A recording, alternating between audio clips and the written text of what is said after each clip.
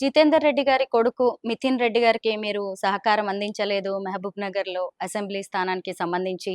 అలాగే ఆయనకి MP seat మీద ఆయన హోప్స్ పెట్టుకున్న ఆయనకి రాలేదు. దీంతోనే ఆయన పార్టీ వీడాడు అనడానికి మీరు చెప్పేదేంటి మేడం సమాధానం? ఇది కరెక్టేనంటారా? అది 100% రాంగ్. హ్మ్. ఎందుకంటే మిథున్ రెడ్డి గారికి గనక అప్పుడు టికెట్ ఇవ్వకపోయింటే అప్పుడే కాంగ్రెస్‌లోకి పోయేవాళ్ళు వాళ్ళు. ఆ రోజు మిథున్ రెడ్డికి గనక టికెట్ ఇవ్వకపోయింటే అప్పుడే కాంగ్రెస్ పార్టీలో పోయి ఉండేవాళ్ళు. ఆ రోజు పార్టీ మిథున్ రెడ్డికి మహబూబ్ నగర్‌తో ఎలాంటి సంబంధం లేకున్నా, మిథున్ రెడ్డికి గురించి ఎవరికీ పరిచయం లేకున్నా, జితేందర్ రెడ్డి గారి కొడుకు అని టికెట్ ఇచ్చారు. హ్మ్. సో పార్టీ వారికేం గౌరవం తగ్గించలేదు. ఆ రోజు మహబూబ్ నగర్ అసెంబ్లీ సీటును నేను కూడా ఆశించిన. అడిగినప్పటికీ కూడా మిథున్ రెడ్డి గారికి జితేందర్ రెడ్డి కొడుకని టికెట్ ఇచ్చారు. Mithun Reddy is no one.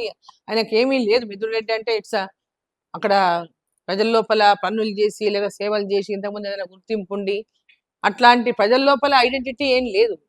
Jitender Reddy సన్గా వారికి టికెట్ ఇచ్చారు. సో ఓడిపోవడం అనేది డీకే అరుణ ఓడిచ్చింది అనేటటువంటిది చెప్పిన ఇందాక. ఒక వర్గము కొంతమంది డీకే అరుణ అంటే పడనటువంటి వాళ్ళు ఉద్దేశపూర్వకంగా చేసినటువంటి ప్రచారం. సో ఆ రోజు టికెట్ ఇవ్వకపోయినా ఆ రోజే పోయేటోళ్ళు పార్టీలో. ఆ రోజు జితేందర్ రెడ్డి గారు నా కొడుకు టికెట్ వస్తే చాలు, నాకు ముందర ఏం లేదు, ఫామ్ హౌస్ లో ఉంటా, రెస్ట్ తీసుకుంటా అని చెప్పిండ్రు. మళ్ళీ పార్లమెంట్కి వచ్చే వరకు మళ్ళీ టికెట్ కావాలని అడిగినారు. వారిని అడిగినారు. సరే, పార్టీ కూడా అన్ని రకాలు అడిగిన తర్వాత కూడా అన్ని సర్వేల ఆధారంగా పార్టీ నిర్ణయం తీసుకుంది.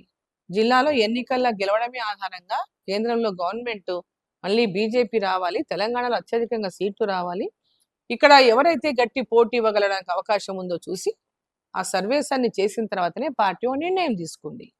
ఆ నిర్ణయానికి అందరు కట్టుబడి ఉండాలి. అంతే తప్ప వాళ్ళ పర్సనల్ ఇంట్రెస్ట్ వేరే ఉండి ఎవరి మీదనో ఒకరి మీద బట్టగాలు చేస్తామని అంటే దట్స్ నాట్ రైట్.